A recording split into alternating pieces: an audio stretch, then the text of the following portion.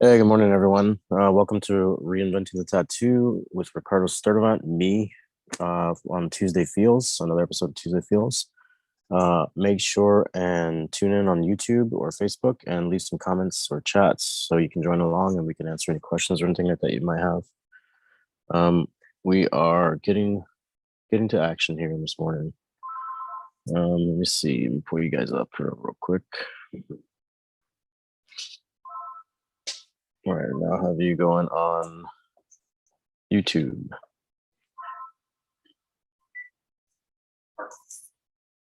All right, so I am at the shop and there's some things going on in the background. It's no big deal. Everybody just hang out. Any of you guys that are usually here are do work in tattoo shops, so you understand the background noise and stuff like that that's going on. So bear with me for a little while. Anyways, yeah, so we're here again on Tuesday Feels, another Tuesday morning. I hope everybody's been doing pretty good this weekend. I was down and out on Sunday, so I don't know what happened, but I'm back at it now. Today, before we go any further, hello, Creatures Cave. Good morning, sir. How are you doing today? Claps, sunglasses, and smiles. Very good, man. I like that. Today, I wanted to talk about some things that I've been going through personally, creative block. And I wanted to just kind of talk about some easy steps to help us get out of that dreaded area, the creative block. I think we've all been there. And there's a lot of different reasons that it might happen. Sometimes it's because we're just overworked. Sometimes we have been trying to produce more than what we're ready for. Sometimes we're struggling with a drawing that we're not sure how to approach and we're trying to get on track. And we have to kind of collect some resources sometimes that we don't necessarily know that we have in our tool belt. So I've just broken down into some 5 easy, simple steps here. You know what I mean? And I just wanted to kind of go over those with you guys. Number one, and one of the first foremost and most important ones, I think, is just take a break, right? Speaking of taking a break, atomic injections. Ricardo, what's up? Little neopits, nepotits. Sorry, dude. Little nepotits. Hey, Ricardo. Good morning, guys. How are you? I wanted to talk about taking a break. Sometimes in the block, like I was saying a little bit ago, there's too much creativity that's being demanded of us with our clients and stuff like that. Sometimes they want some certain things in their images that we just aren't feeling. You know what I mean? So sometimes there's too much going on in life. Like I said, the best thing to do is take a step back and remove ourselves from this creative space. And one of the things that we can do sometimes is to go watch a movie. You can surround yourself with your friends or family, get away from the art, get away from the energy, from being around places, things that might give you some inspiration. So what I mean by that is sometimes it's good to get out of your creative element. Sometimes it's good to get out of the shop. Sometimes it's good to be around some people that don't have anything to do with tattoos, and just kind of be in the moments. And you might find some inspiration whenever you're doing that. I know I have for sure. Raw pigments. So, number 2 is discipline. One of the things we need to do, and I know this is kind of contrary to number 1, but number 2 sometimes is being able to sit down and make something happen on paper, whether it's scribbles, whether it's just circles, whether you're repeating patterns or something like that, just drawing little zigzags on the corners of blind paper, anything. You just want to do it as much as possible. Sometimes it's good to, even if you do want to draw something, set a piece of paper up and do 5 little thumbnails, like what we do in guides class every night on Mondays. It's good to have some kind of objective and some kind of goal, I think, for that to be able to happen. And the point of this is to just get ourselves a little bit more fluid. You know what I mean? Get out of the idea that we can't sit down and do a complete drawing right away. It's pretty good to do. I know that it helps me out quite a bit. I have a bunch of papers that I just have little doodles and stuff like that on everywhere. Especially in when I was in school, I would turn in all my homework and everything like that and have them all over the place. It's good to go. So give yourself an amount of time that you might be. You just give yourself an allotted amount of time. You know what I mean? Give yourself 5-10 minutes. Set a timer for 5 minutes and say, I'm just going to doodle for 5 minutes. Walk away from it, come back, do another 10 minutes later. It's good to kind of get yourself on a goal. That way you can have some kind of objective. And like I said, I know it is contrary to number one about taking a break, but first step is take a break. Second one would be to kind of do something like that for yourself. Number three is to have fun. I don't know about you guys, but I grew up drawing, and I've been doing it for as long as I can remember. And it's one of the best things that I remember about my childhood was just getting away from all of it and being able to sit down with a piece of paper and just make something for myself. And the hours would just fly by. You know what I mean? I entertained myself so much by that. And I think we can all relate to those moments pre tattoo arts or pre commissioned artists where we were able to just draw and do whatever we wanted to without any kind of like standard, without any kind of a deadline, without any kind of obligation to the client's demands or wants as far as their designs go or the placement. And it's good to step out of the parameters of that sometimes, you know. Um, a lot of times too, you might find that you'll end up with a complete drawing, and somebody will end up seeing it, and it'll be one of those things where they might like it enough to get it tattooed on them. I have a sketchbook full of stuff like that, and a lot of times when people come in, they're like, "I'm not sure what I want. I like your art. Let me see your stuff." So you just let them flip through your sketchbooks and stuff. And a lot of times, some coworkers of mine will have, little portfolios full of just little bangers and stuff like that that they want to do, and it's ideas of their own in their own style, and that seems to be pretty productive for them as well. So that's one of the things that I like to do for sure. Uh, Number four is the block itself. It's always good to recognize what it is that's what the block is. It's not necessarily that you want to sit in it. It's just to be able to like try to observe it from the outside. That's really important. You don't want to necessarily embrace it too hard. You just want to like sit around with it.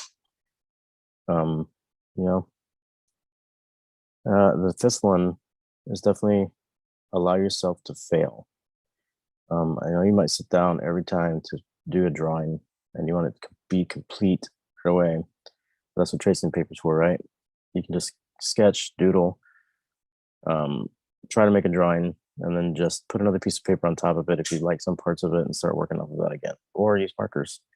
A lot of times I'll just like play around with some Sharpies and stuff like that and kind of start with the light sketch and start working up to a bigger sketch and everything like that too.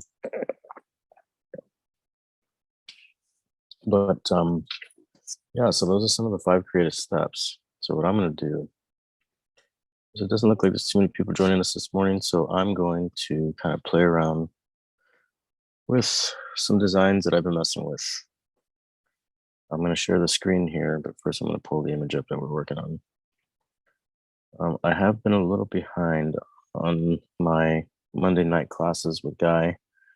So I'll go ahead and show you guys what I have been working on for 2 weeks ago.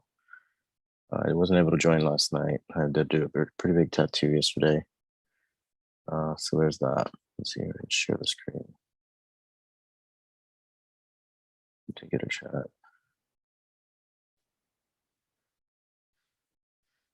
Okay, let's get this guy going.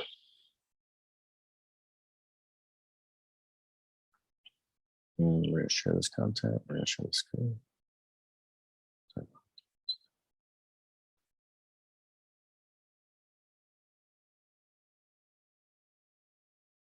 right, here we go.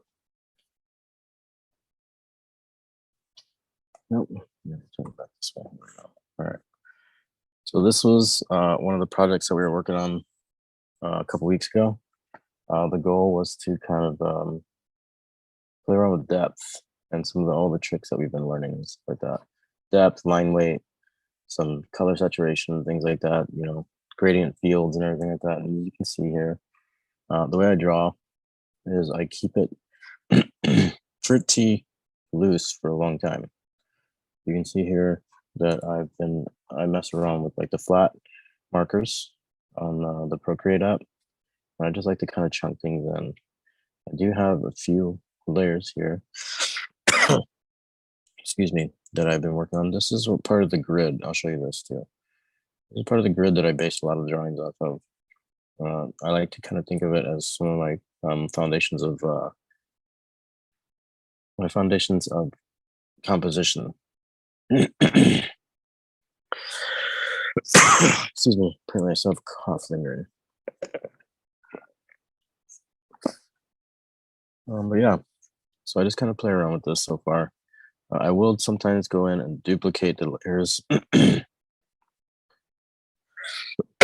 That way I can mess around with one of them. Like I was talking about with the tracing paper. I like to kind of go in and duplicate the layer. That way I can smudge something if I want to, blend it a little bit more if I'd like. You can see here. Hopefully you can see this. I'll get a little closer in. And sometimes I'll start blending some of these tones that I have all together where I know that that's where they're going to be. But I'm sorry about the cough, guys. I can also play around with things that I might think would work. Like if, let's say I wanted to add a little bit more red, make this thing pop out a little bit more. I don't want it to look too Christmas. So I haven't introduced any reds yet, but this is a good way, like on these duplicate layers here, to play around and experiment with that.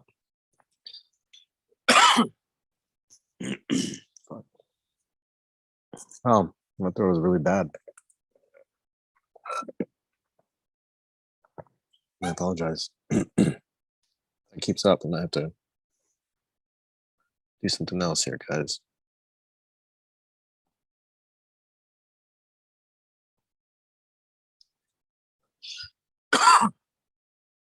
Wow, dude. It's so good. I'll grab some water real quick. I'll be right back. Hang on.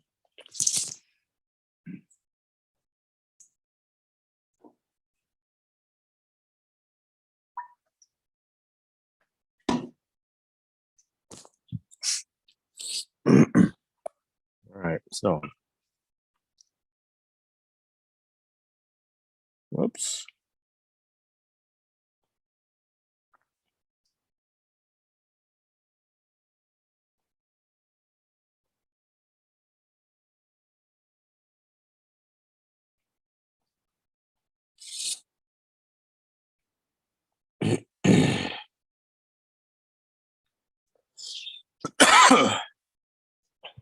All right, guys, I really apologize about this, but if I keep doing that, I'm gonna have to jump off here, I think, because I don't want to have to video full of just me coughing. But like I said, this is a good place to practice, to get out of that creative block, to kind of mess around and just get your hand moving and try to stay fluid. Sometimes things come up, all you can do is really keep moving. Well, that's the hard part sometimes. Figuring out where to move to.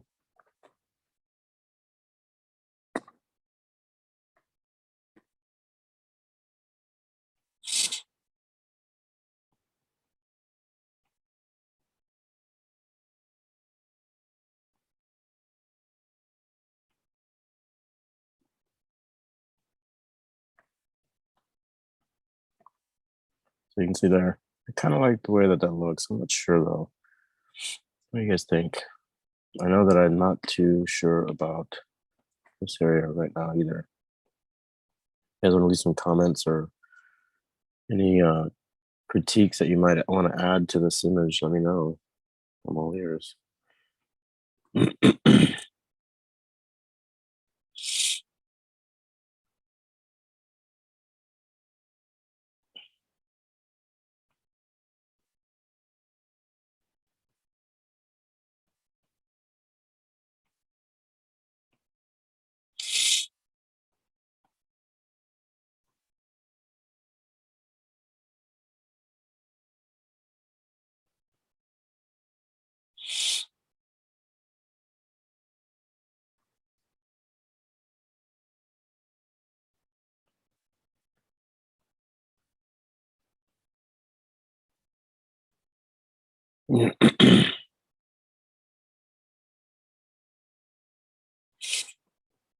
unintentionally bounce around quite a bit with these images too, and sometimes it takes away from the productivity of it. But I find that it works for me. Like I try not to do this too much with tattoos, but I sometimes unfortunately do it with tattoos as well. But it's just part of the way that my brain works. And sometimes I'll try to sit down and really rein it in and get myself to like focus on one area a little bit more. But I don't know, they just kind of jump out at me sometimes. And it just goes, oh, look at the bright light over here. Look at the bright light over here. And I'll follow it like a little bug.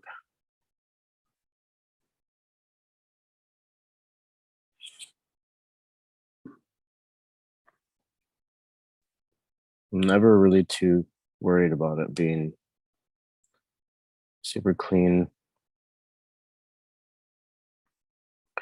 right away because I like to just get the placement of things in there first.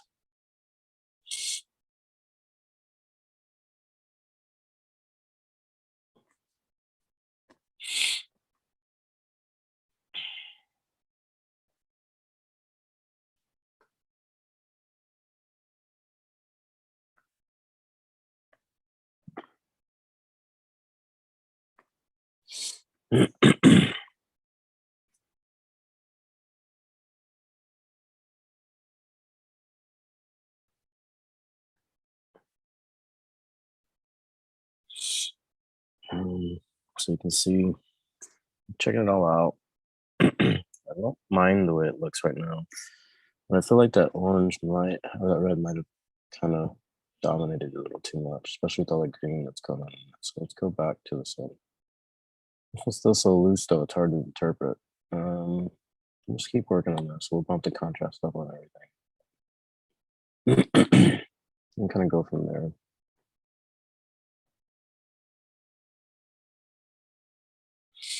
There's some more of these darker greens in here, straight greens.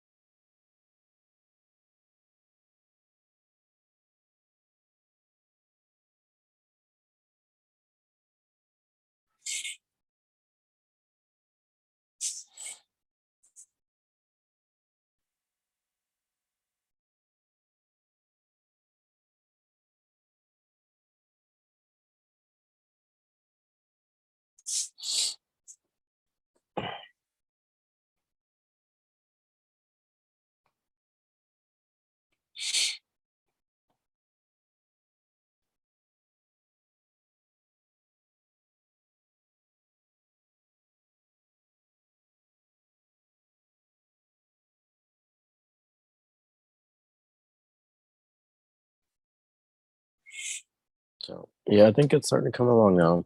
I think we're starting to feel some good things going on here.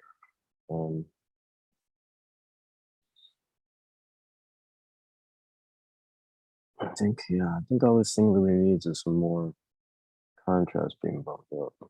I always struggle with that. It's one of the things that guys pointed out to me about my work. I had a coworker of mine, Turbo, say the same thing, and my buddy Steve. And I don't know about you guys, but if you're working in a private studio, that's all groovy and all.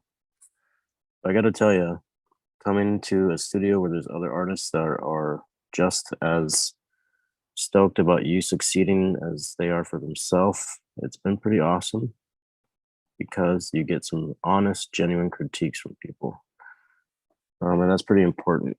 I think if we're going to grow in any area or facet of our life, it's important to have some things like that around you.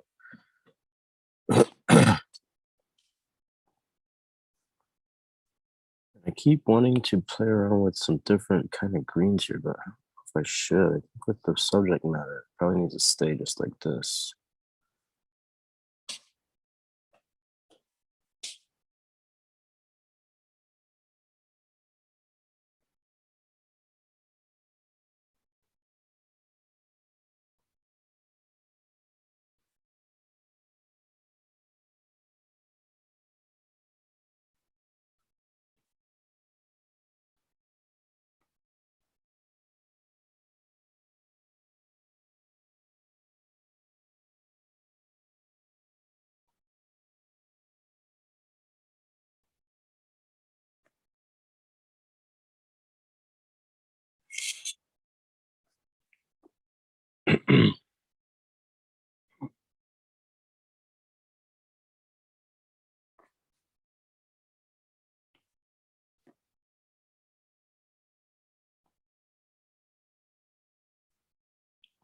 Okay, so here let's focus on something real quick, okay?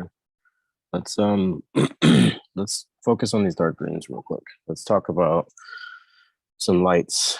The light, the way the light is hitting this object and the cast shadows that it's gonna provide because of it. As we all know, no light without darkness, no darkness without light, right? Let's do this, yeah. New layer. And let's go ahead and physically set up our light source.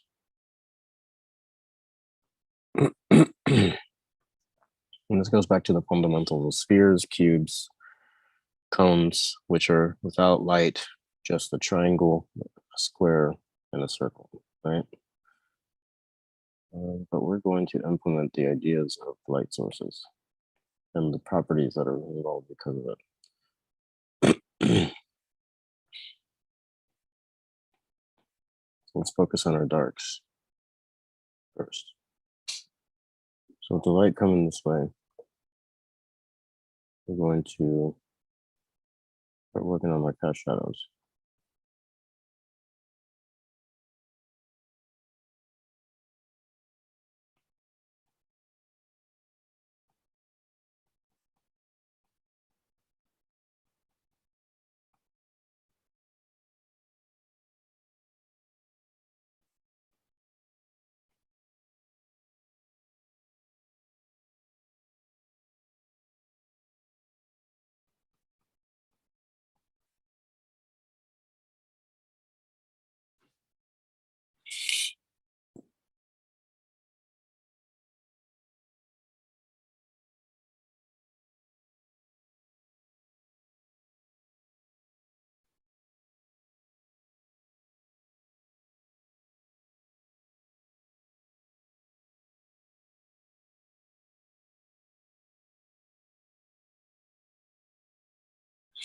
So I'm thinking about the way the light hits these objects.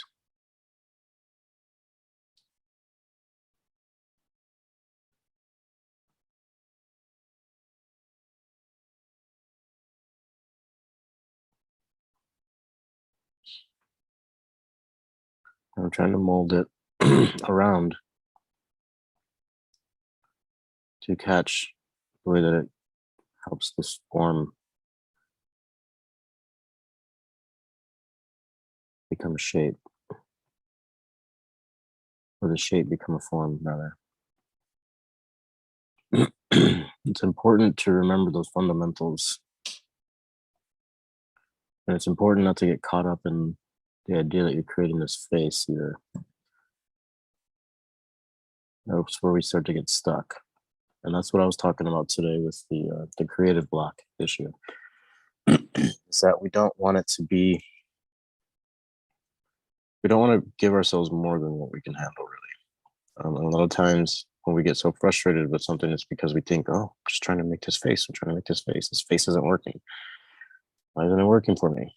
And a lot of times it's because we're so caught up in the idea that it is a face, we forget that it's just as simple as creating a circle into a sphere. And we all have been taught all these simple tricks on how to do that. It's funny, you know, I have a friend, Ryan Thompson, that we sat down and we're talking one time, having a beer, and I asked him, this was years ago when he started transferring over into like a traditional tattoo artist, like traditional art, just straight traditional tattoos. I'm talking like super folk. Would that be like folk, Terrence? The type that Ryan does, like super folk traditional art, right? Yeah, like super flat and stuff like that, very minimal color and stuff like that. Really muted earth tones. Yeah. And I remember asking him, I was like, "What made you do that?" He's like, "When's the last time you tried to draw flat?" I was like, I don't know." He's like, "Try it," and I did, and it's super hard, especially after what we've been doing this whole time, especially after what we've been trying to learn, like with all these principles and stuff like that. So it's pretty interesting. It was pretty interesting, that conversation that I had with him.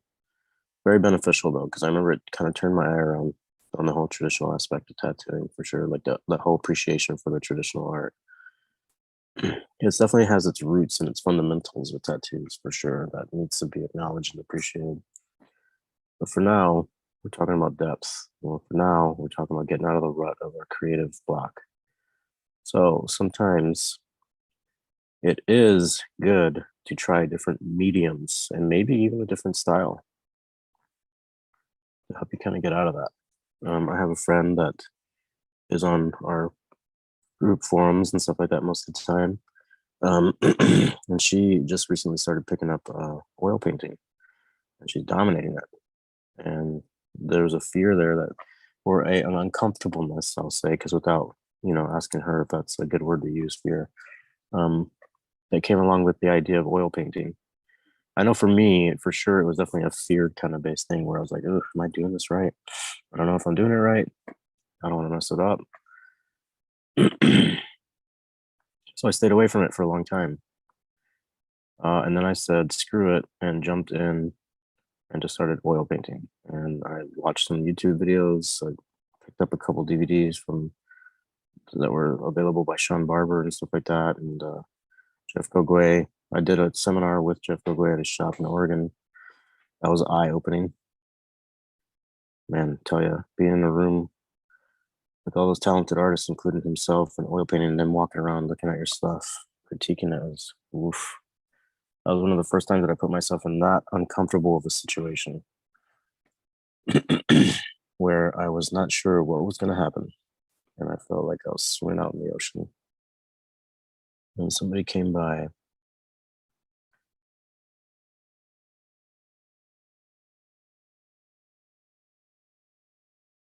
So I'm still keeping in mind of all these light sources too, this main light source.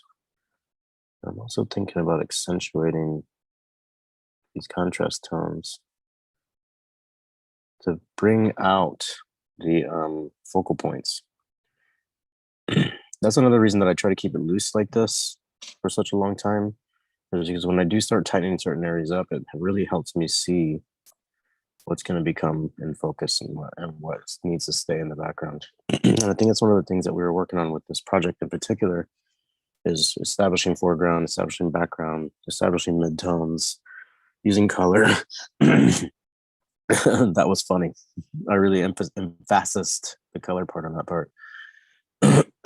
Excuse me, guys. I apologize. I'm gonna hate watching this video later.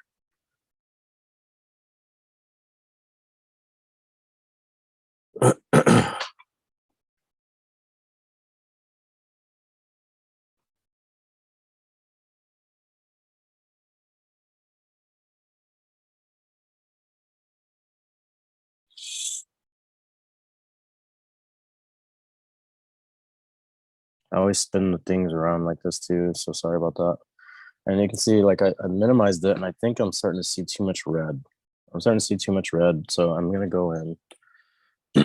I really wanted to play with that red, but it's getting a little overboard now. So I'm gonna go in with these light oranges again. I'm gonna lighten it up even more than it was before. And I'm gonna start getting that orange back in there because it's just looking too burnt in one area. It's one of the things you can do and shrink it down. Or if you flip it upside down even. I'm gonna start adding some more of these oranges in here. These lighter oranges throughout the whole thing. Especially on that nose. I want to form out that nose and to make it look convex as possible. Noses are always one of the hardest parts on a face for me to do. I don't know why. I think it's because they're so like bent. But they're pronounced and they absolutely establish a lot of the shape and the length of the face.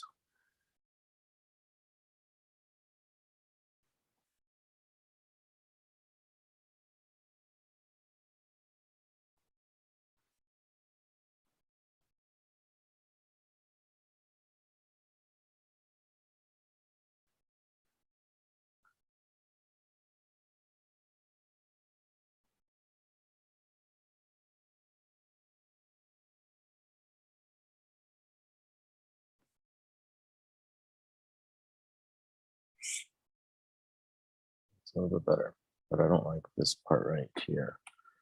I'm going to go through, I'm going to soften up my brush on my eraser, which is the square brush, by the way, and I'm going to just kind of get rid of some of this orange here.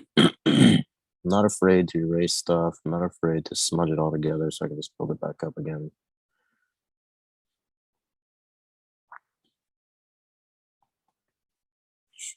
There you go. That seems like it's just a little bit better to me. Okay. Let's go through, because the sake of a tattooer, a little bit of blacks here. I might catch that out coming from that light source.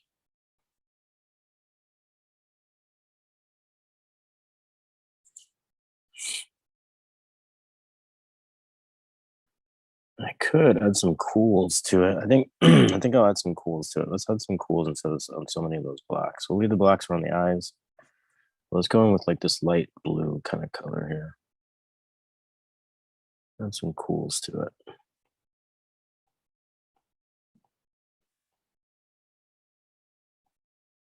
Now, here's another trick. If you want to, you're not sure, go ahead and create a new layer. Nope, didn't pick that color up.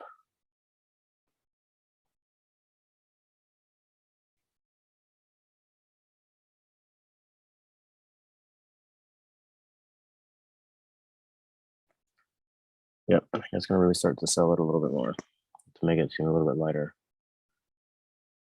Sorry guys, the lights are in here kind of weird. They flick on and off sometimes. There we go.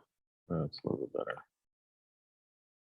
That's giving it some more depth. Yeah, there we go. See how it makes all the other colors pop out a little bit more.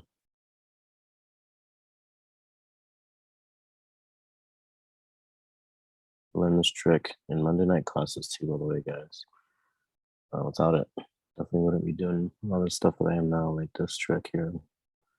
Let him carry it over to the hand to make it establish a little more foreground. That's it. Yeah, it's better. And if we want to, we can probably take that same tone and mute it down a little bit more. And we can start establishing some of that in the background.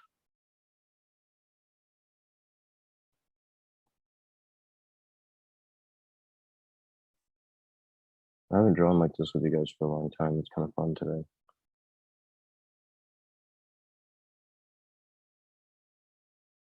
I haven't felt this loose in a long time either, guys. I appreciate the time that you're giving me watching the videos and stuff like that.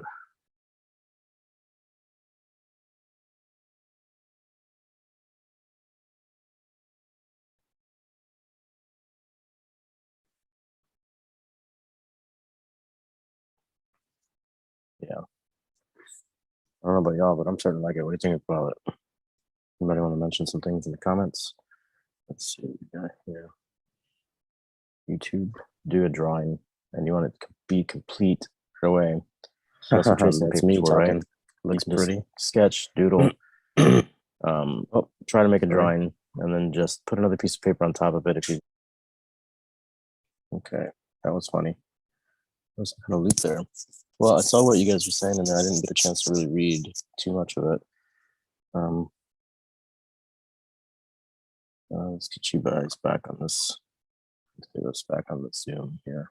I'm going to share the content again.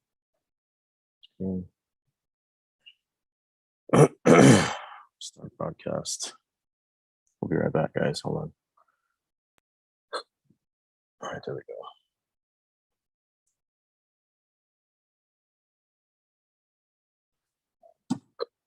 There we are. Okay, we're back. Yeah, so let's see here. Let me see. Hang on one second.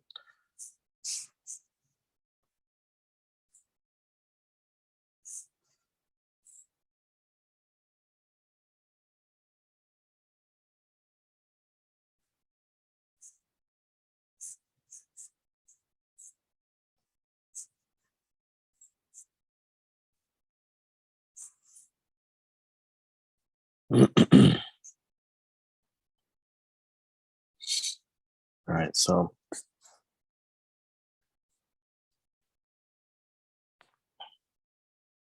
keep on going.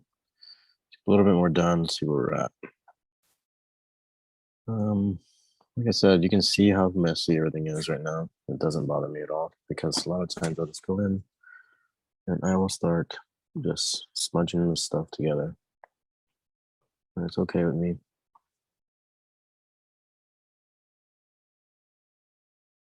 And you can see that I'm still on the other layer. So it actually looks like I'm pushing it away. I forgot that I was still on that other layer.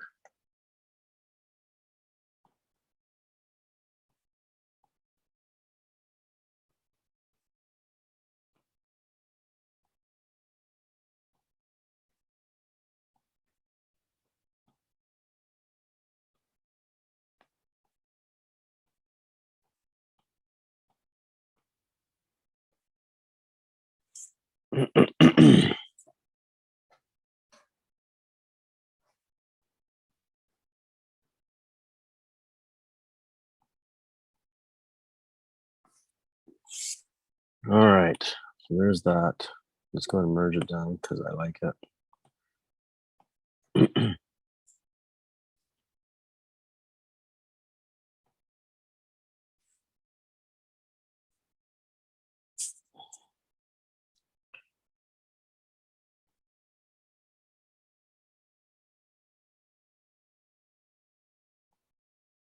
I think we should start doing is tightening some stuff up. So let's go ahead and go in here with some dark reds and minimize our tool. Second, some of these things light out.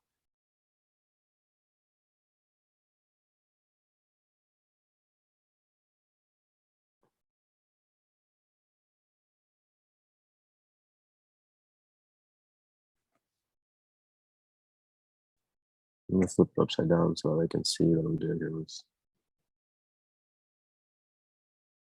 these little guys. I like that.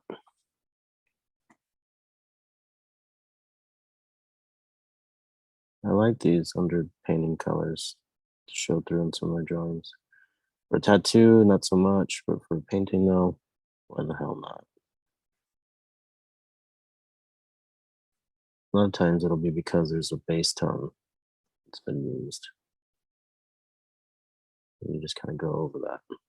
That helps save time. It helps with the overall effect of the painting.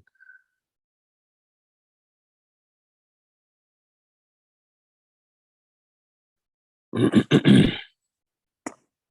is my process. My process is very much like what I was talking about with like kind of getting over the block.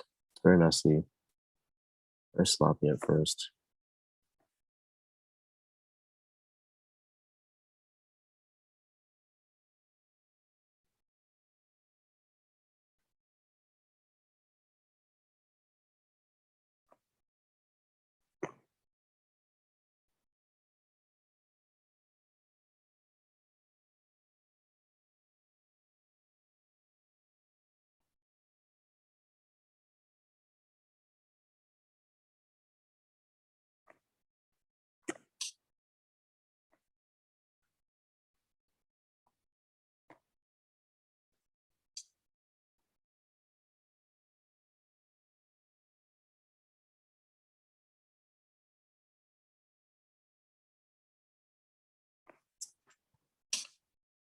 Not too sure about that one. Let's play with that a little bit more. A little bit smaller.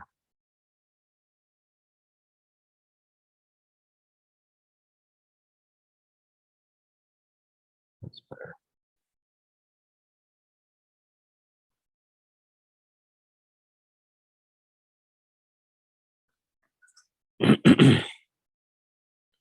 You can see what that color lining is doing for it. And like I said, it's not necessarily something you want to do with tattoos. A lot of color lines and tattoos don't really hold up very well.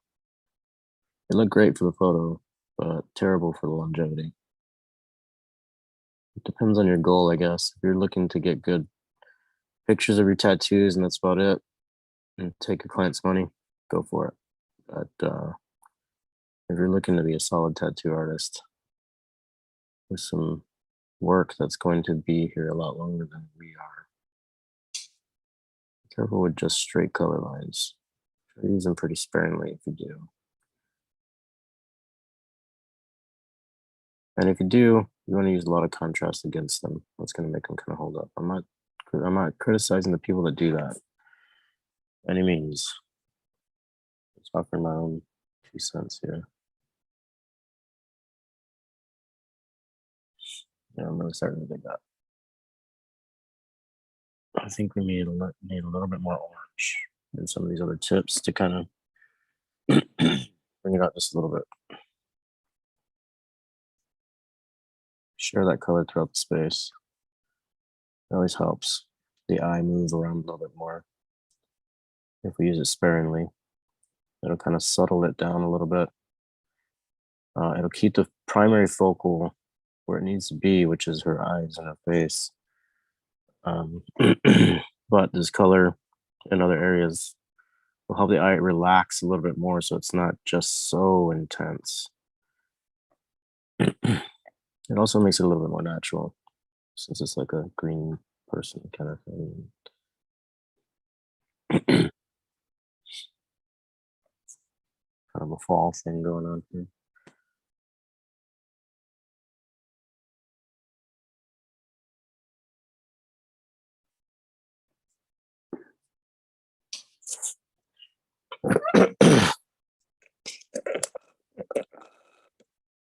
Sorry about that. So that's where we're at. Oh, we have 9:43. Yeah, I mean, I think that's getting there. Oops.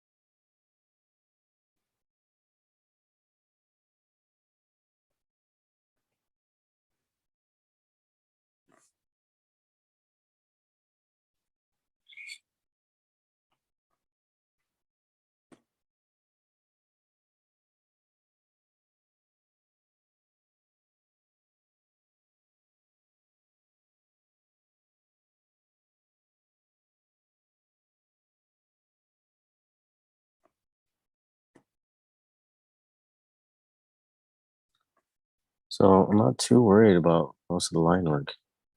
I like it to be kind of a little sloppy. This is a painting, it's not a tattoo.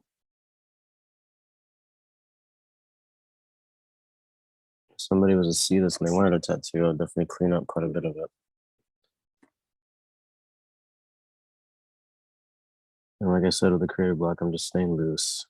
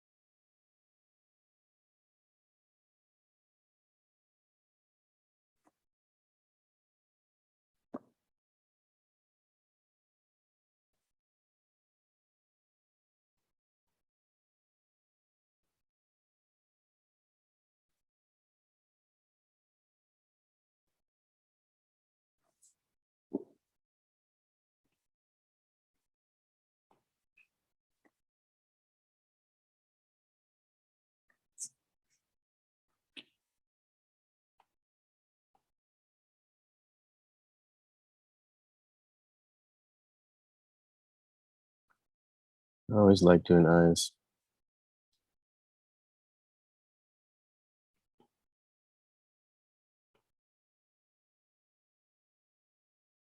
Love how simple little shapes inside of them can really be, and how complex it ends up looking when you see it from a little bit further away. I'll show you just a second.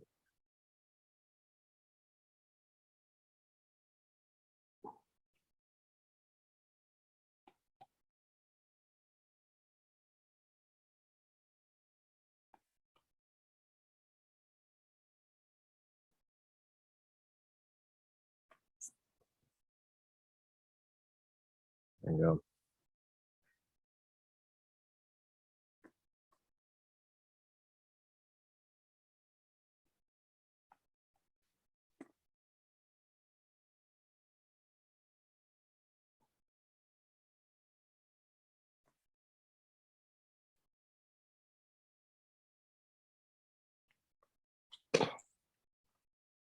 Well, I think that's all she wrote for today, guys.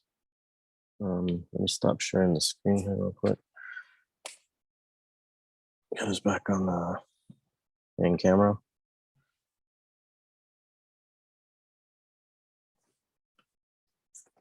Well, I appreciate you guys hanging out. Maybe next time some of you guys can jump in on the Zoom and we can kind of hang out and talk about some of these ideas and stuff like that we have going on. Or especially for today, if you have any concerns or questions about the creative block thing, just let me know. You can always DM me at Ricardo Sturdivant on Instagram. You can also find me mostly on there, a little bit on Facebook, but mostly let's just do Instagram. Trying to veer away from Facebook these days.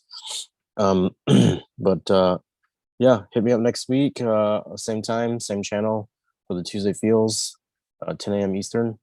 My name is Ricardo Sturdivant. And again, peace out, guys. Be safe.